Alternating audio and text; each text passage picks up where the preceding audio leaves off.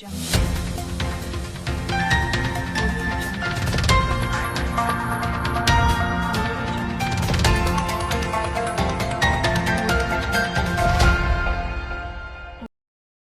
boucher était en arrêt de travail de 3 jours depuis mercredi dernier. Cela fait suite au non-respect de la convention signée entre leur syndicat et le gouvernement. Une situation difficile pour les ménages, mais également pour les bouchers. De fortes pluies se sont abattues sur la ville de Bamako, causant des séries d'inondations. Des dégâts humains et matériels ont été enregistrés. Les conclusions et recommandations de l'évaluation de l'intégrité électorale au Mali dirigée par la Fondation internationale pour les systèmes électoraux et financée par l'USAID viennent d'être présentées. L'accent a été mis autour de 14 volets prioritaires. Mesdames et messieurs, bonsoir. Merci d'être parmi nous sur Liberté Télévision et bienvenue dans ce journal d'information. Les drapeaux sont en berne depuis hier sur toute l'étendue du territoire national suite à l'accident de circulation des Zambougou, une localité située à 20 km de la ville de Ségou, où un camion 10 tonnes et un bus de transport sont entrés en collision mardi dernier, faisant une quarantaine de morts et plusieurs blessés. Le président de la transition a décrété un deuil national afin de rendre hommage aux victimes de l'accident. Que leur âme repose en paix. Tout un autre plan à présent, les anciens prix de la viande de bœuf que la population dénonçait car trop élevés sont de retour à compter de ce vendredi. En effet, le syndicat des bouchers affilié à l'UNTM qui avait signé un accord avec le gouvernement, accord qui devrait subventionner les prix de bœuf, vient d'annoncer que le gouvernement n'a pas respecté son engagement. Ainsi, suite à un arrêt de travail de 3 jours pour lesquels ils disent avoir été contraints par manque de moyens financiers, ils proposeront à nouveau de la viande dans les marchés, mais cette fois à prix élevé pour éviter de vendre à perte. Reportage. Depuis mercredi, les ménagères sont confrontées à l'absence de bouchers dans les marchés. En effet, ces derniers étaient en arrêt de travail afin de protester contre le non-respect de la convention qui avait été signée entre leurs syndicats et le gouvernement. L'accord prévoyait de subventionner chaque acquisition de bœuf afin de réduire les prix de vente pour les consommateurs. Malheureusement, le syndicat des bouchers affilié à l'UNTM affirme que cet accord n'est pas respecté par la partie gouvernementale, d'où cet arrêt de travail faute de moyens.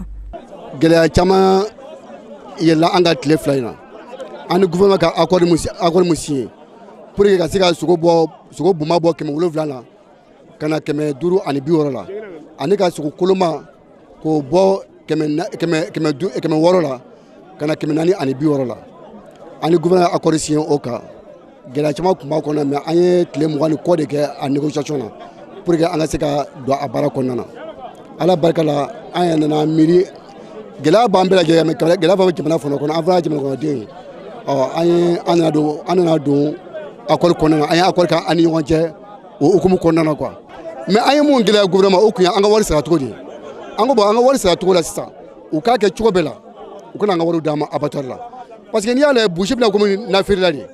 I bɛ feere kɛ bi sini tɛ sanni kɛ i bɛ feere kɛ bi sini tɛ sanni kɛ donc an ko maintenant wari min b'an ka wari nin cɛ a y'a jija k'a fara ka don o don an kun bɛnn'o kan u ko mais u tɛ se k'o sara abattoir la ko mais problème t'a la an ka taa ministère la u bɛ an ka wari ninnu da an ma yen nɔ donc an ye accord signé olu kan bon an ye tile damadɔ kɛ an ka wari don an ka tile 2 tile 3 nana to kɔfɛla la bon imagine toi an taara se ministre ma o la a y'a sɔrɔ an ni minnu ye DGC mɔgɔw an b'u wele an n'u tɛ ɲɔgɔn sɔrɔ u t'an ka téléphone yɛrɛ ta donc par fini ministre min ye accord signé an bɛ wuli fo ka taa se o de ma effectivement a b'an reçoit an m'an hakilila fɔ a ye ale fana bɛ mɔgɔya d'a ma tun a ka conseiller dɔ d'a ma ko an n'olu ka baara kɛ ɲɔgɔn fɛ an ka entretien fɔlɔ laban yɛrɛ la an n'u ye entretien min kɛ an jigin ka taa DFM na wari olu min wari bɔ ka na n'a ye an tɛ ka taa olu ye directeur ya ɲininka an n'u sigira ka kuma u y'a yira ka wari de tɛ ka se ka an ka wari d'an ma.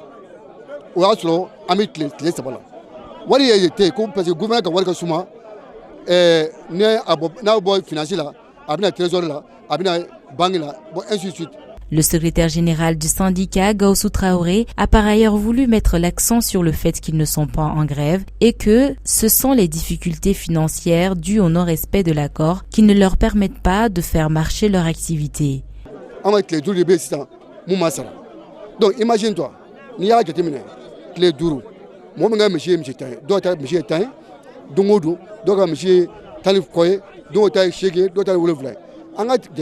un Mjita kile kono o iwa bi kono ni kile kile fla o iwa kile wa bi shige kile sawa o ma faut kile duru mais est-ce que wari bo juma kata mi shikura sa donc ayo de yirula ka fo tiere la anga mo wari ta ambulo gila de ba anaka ta mi shikura sa donc o dikma anana barajo pour que au moins ou ka en lame ou ka do ka fo gravité mais wari ta ambulo de kata mi sa oh à notre grande surprise on a coulé bi sur la télé là le gouvernement ko effectivement ko il y a accord monsieur avec les bouchers ko syndicat kelen bora konnana donc dans ce cas ko au lieu accord ni ku ya suspend ko fo nouvelle ordre on ko mardi donc ko be sigi tuguni ko ga lenu sega ko a pris sur là brim ça dit sur là sur tout quoi brim ça dit sur là mais tout quoi.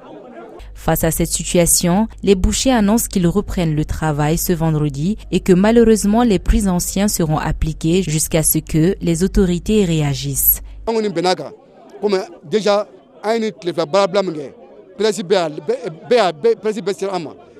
nouvelle sera femme malien béa mais c'est ça qu'il faut gela mo vle boucher noter donc amna siganga sur prix là boucher faut noter gouvernement engagement ta gouvernement engagement la tenue donc maintenant on dit en bois qu'on donc on est fini on est nga ba damne na relation bi sugoye prix mi am sego o la tuni donc faut ni anana be ko la on to do mais malgré o tina sika sugo ko prix di ni on est boucher masiki ou bien nous flan masiki. Ainsi, les anciens prix, à savoir 3500 le kilo de la viande sans os et 2700 avec os, seront donc de retour, un véritable coup dur pour le panier de la ménagère. Bamako a reçu de très fortes pluies ces derniers jours qui ont entraîné des inondations dans plusieurs communes de la capitale. Ces inondations ont occasionné des dégâts matériels importants, mais surtout humains.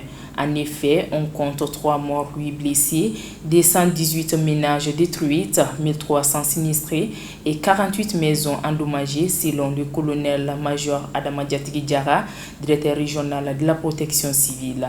La population malienne doit s'attendre à d'autres épisodes de fortes pluies avec des risques d'inondation. Reportage signé Mariam Keita. Depuis le début de l'hivernage cette année, le Mali fait face à des fortes pluies, une situation qui a provoqué des épisodes d'inondation dans certaines communes, notamment la commune 4, 5 et 6, faisant d'importants dégâts humains et matériels. Le bilan annoncé par la protection civile est de 3 morts et 8 blessés dans la nuit du 31 juillet au 1er août 2021. Plusieurs quartiers ont été inondés, des maisons endommagées. Le déplacement dans la ville était un calvaire pour les habitants. Le colonel Diarra, directeur régional de la protection civile, était sur place lors de l'intervention. L'intervention sur les inondations de la pluie du 31 juillet. Bamako a été vraiment bien arrosée en pluie, mais il y a eu des cas quand même d'inondation, notamment en commune 4, commune 5 et commune 6. Il y a même eu vraiment mort d'homme au niveau de la commune 4, commune 5, commune 6, je le dis encore. Donc il y a eu vraiment des dégâts très importants aussi. Si bien que ce que nous avons comme bilan provisoire, c'est 218 ménages, 1300 et quelques sinistrés, 48 maisons endommagées, 8 blessés et 3 morts. Donc grosso modo, c'est le bilan quand même de la pluie du 31 du 1er. Voilà. Nous devons intervenir sur ce secteur. Mais il faudra qu'on mette un accent surtout dans la zone de Sénou. C'est à Sénou qu'il y a eu quand même beaucoup de maisons détruites, maisons endommagées. Donc nous mettons l'accent sur Sénou et la particularité aussi, vous avez vu, celui qui passe à Sénou peut voir des installations anarchiques à Sénou là-bas, avec les fils de courant électrique. Et quand l'eau vient, l'eau quand même le dépasse. Donc, si ce n'est pas quand même coupé, ça pourra quand même électriser beaucoup de gens. Parce que l'eau quand même sera entraînée par le courant. Donc, vous voyez un peu. Le colonel a profité de l'occasion pour faire une mise en garde aux riverains en zone d'alerte de quitter les lieux afin de mieux vivre pendant l'hivernage. Ceux qui sont au niveau des îles, ils commencent quand même à déguerpir. C'est la seule solution. Selon la vision de la météo, à cette étape-là, nous risquons quand même d'aller les chercher. Mais avant d'aller les chercher, nous leur demandons de quitter. Ceux qui sont dans les lits majeurs du fleuve, des marigots, des passages d'eau, ils doivent quand même chercher un autre abri pour être vraiment à l'aise pendant l'hivernage. Maintenant, je profite de votre micro quand même. Demander à nos concitoyens de revoir le comportement. C'est-à-dire, quand la chaussée est submergée, évitez quand même de monter là-dessus. Quand vous voyez, il y a eu, je l'ai dit, en amont, il y a eu mort d'homme. Et la majeure partie de ces morts-là, vraiment, c'est la pluie. On ne peut pas dire que quelqu'un quand même s'est entêté, mais ils sont rentrés dans l'eau. Et c'est l'eau qui les a emportés, soit en moto ou bien à pied. Après, on a été faire la découverte de leur corps, parce que les parents ont signalé comme leur position. Vous voyez un peu, donc l'eau peut entraîner le véhicule à forte raison, comme un motocycliste ou bien un piéton. Évitez quand même de se mettre sous les échangeurs. Chercher des abris sous les échangeurs, il faudra qu'on les évite. Il y a deux risques. Il risque d'accident et puis il risque d'être emporté par l'eau de pluie. Les maisons inachevées, évitez quand même d'être dedans pour quand même contenir la pluie ou bien servir d'abri. Sous les arbres, idem. Nous ne devons pas être sous les arbres. Et tous ces conseils-là, pratiquement, il y a la foudre dedans. Évitez les téléphones Android, les tasses aluminium, tout ce qui brille sous la pluie, il faut quand même le couvrir. Ça vaut mieux quand même parce que la foudre aussi est là. Bien qu'il y a des paratonnerres à Bamako, mais déjà à Bamako, on a enregistré un cas quand même. Il y a eu un cas à Lassa l'autre jour. La personne n'est pas morte parce qu'elle n'est pas arrivée à l'atteindre à 100%. Par ailleurs, il faut noter que les difficultés lors des interventions sont nombreuses pour la protection civile. Les difficultés que nous rencontrons par rapport à nos interventions en cas d'inondation, ça c'est la première des choses, c'est l'alerte. Comment nous alerter? Parce que beaucoup disent on a appelé les pompiers, Bon, en réalité, ils ne maîtrisent pas nos numéros. Il y a souvent même des gens qui font des messages sur les réseaux sociaux, SOS temps, SOS temps. Bon, on a quand même des gens qui nous informent par rapport à ces messages-là.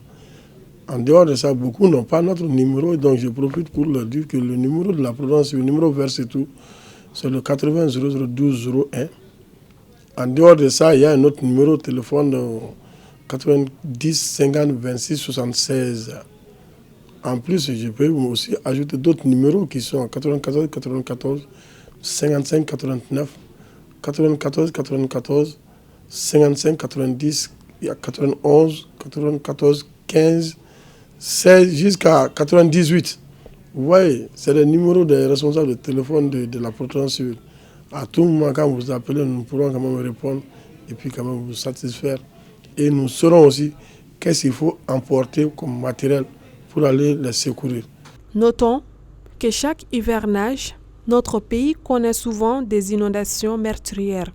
Elles résultent non seulement de l'insuffisance de bouches d'évacuation, mais aussi des maisons en mauvais état, souvent pissées ou bâties dans les nids de marigots, de fleuves ou des passages d'eau. Il faut aussi souligner que le changement climatique a un fort impact sur ces événements. La Fondation internationale pour les systèmes électoraux, IFES, a présenté son projet intitulé « Évaluation de l'intégrité électorale au Mali », un document de 17 pages dans lequel l'organisation évalue les causes des crises post-électorales au Mali et fait des recommandations au gouvernement de la transition pour l'organisation des élections prochaines. C'était ce jeudi à l'hôtel de l'Amitié de Bamako. Reportage. Face à la crise post-électorale au Mali, l'IFES, une fondation internationale pour le renforcement des systèmes électoraux, présente dans plus de 147 pays dans le monde, s'est penchée sur le cas malien. Après les échanges avec toutes les couches sociales en charge des questions électorales au Mali, la fondation a élaboré un certain nombre de recommandations. Ainsi, selon le Dr Manuel Wali, expert électoral de l'IFES, après enquête, ils sont venus à la conclusion que les risques et les vulnérabilités qui peuvent nuire au processus électoral ont trois volets, à savoir la manipulation systémique, des lacunes dans les cadres juridiques et la fraude. Ces trois catégories de vulnérabilités se déclinent en 18 étapes du cycle électoral. Je crois que nous pouvons progresser au prochain diapositive. Et ce qu'on a pu constater donc dans le cas du Mali, qui est un peu différent que d'autres pays où cette méthodologie a été mise en œuvre, et justement cette alternance au Mali d'un cycle ordinaire où il y a un pouvoir en place, un pouvoir élu en place, et les cycles de transition, et donc on voit une oscillation de qualité des élections.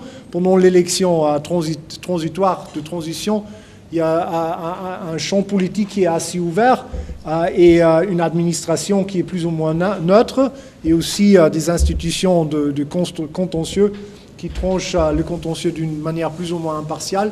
Mais une fois qu'un pouvoir s'installe, cette administration et adjudication des greffes électoraux semble de pencher vers le pouvoir. À travers cette initiative, l'IFES entend faire bénéficier le Mali de son expertise et l'accompagner dans les processus électoraux, comme l'explique son gestionnaire principal pour le programme en Afrique francophone. Étant donné le contexte dans lequel le Mali se trouve, étant donné l'expertise d'IFES, nous avons trouvé très utile de faire une analyse, évaluer les vulnérabilités qui existent et voir comment on pourrait contribuer à assister le Mali et à appuyer le gouvernement malien dans le processus de réforme. L'objectif, c'est d'accompagner les Maliens, le peuple malien, à faire des réformes qui sont nécessaires en ce moment, comme la plupart des personnes le disent. Nous avons rencontré les autorités, les plus hautes autorités du pays, et tout le monde parle de la refondation de l'État et des réformes politiques et institutionnelles. Et cette étude va contribuer, va amener IFES à appuyer ces processus, mais aussi cette étude contribue à faire des recommandations aux différents acteurs. Financé par USAID, ce projet de transformation électorale au Mali se poursuivra jusqu'en novembre 2023. Il vise à améliorer la transparence dans le système électoral malien, renforcer l'inclusion dans les processus électoraux, entre autres. Parlons santé à présent. La pandémie à coronavirus semble être oubliée des Maliens. En effet, les gestes barrières et le port du masque sont plus vraiment respectés. Cette maladie qui, malgré une nette diminution, continue pourtant à faire des morts. 14 588 cas de contamination et 533 décès recensés. C'est le bilan enregistré par Graphic Reuters sur le territoire Mali depuis le début de l'épidémie. Selon le professeur Akori Aga Iknan, directeur général de l'INSP, vigilance reste de mise, sinon le Mali pourrait faire face à la nouvelle variante Delta, comme c'est déjà le cas chez notre voisin, le Sénégal. Il est au micro de Aïchetou Touré. Chaque fois que nous avons une descente de la courbe, une baisse de la courbe, on voit un relâchement. Surtout aujourd'hui, où depuis pratiquement 5 à 6 à 8 semaines, voire même nous sommes vers la 10e semaine, où nous avons un nombre de cas inférieur pratiquement à 10 cas par jour. Et donc nous avons un relâchement général. Vous ne voyez plus le port de masque, vous ne voyez plus au niveau alors que dans les services publics, le port du masque et l'usage du gel hydroalcoolique avant d'entrer dans les services publics est encore de rigueur. Malheureusement, il y a un relâchement global. Nous avons déjà le variant, etc., le variant Delta qui est en train de pointer et dans nos pays voisins comme le Sénégal, etc., avec pratiquement plus de 100 cas par jour, 200 à 300 cas par jour. Donc aujourd'hui, le Mali peut effectivement se retrouver encore dans cette position, malgré son système de surveillance qui a été considéré comme l'un des meilleurs en Afrique de l'Ouest. Mais on peut se retrouver encore devant une autre vague liée à l'introduction des variants Delta sur notre sol. Donc la prudence doit être de mise et il est extrêmement important aujourd'hui que les populations puissent se remettre effectivement à l'usage de ces mesures de prévention qui sont le seul moyen, en plus effectivement de la vaccination, pour nous débarrasser de cette épidémie. Aujourd'hui, nous avons vacciné 147 859 personnes qui ont reçu la première dose et la deuxième dose, nous avons 53 428 qui ont reçu cette deuxième dose. Et donc le vaccin étant déjà périmé depuis le 10 juillet 2021, donc nous attendons une deuxième donation. Et il semble, selon l'Organisation mondiale de la santé, que nous devons recevoir aujourd'hui même, n'est-ce pas, 165 000 doses du vaccin Johnson & Johnson. Donc lui qui est à une seule dose, on ne fait pas deux doses comme AstraZeneca, ici c'est une seule dose. Et ce vaccin semblerait qu'il devait servir pour vacciner les zones qui n'avaient pas déjà été vaccinées, comme la région de Mopti, la région de Kidal et Menaka. À noter que le professeur Akori Aga Iknan avait été interviewé par notre équipe de reportage semaine dernière et depuis, le Mali a finalement reçu 151 200 doses du vaccin anti-Covid Johnson hier jeudi. Ces vaccins à dose unique sera donc destiné à ceux qui n'ont pas encore été vaccinés au Mali. Il s'agit d'un don des États-Unis d'Amérique et réceptionné par le ministre de la Santé et du Développement social. Une initiative qui rentre dans le cadre du dispositif COVAX. Rappelons que jusqu'à présent, le Mali avait qu'un seul type de vaccin d'AstraZeneca et les personnes ayant reçu une première dose de ces vaccins recevront leur deuxième dose très prochainement avec l'arrivée d'un lot de vaccins AstraZeneca. Voilà, c'est tout pour ces journaux d'information. Merci de nous avoir suivis et bonne suite des programmes sur la Liberté Télévision.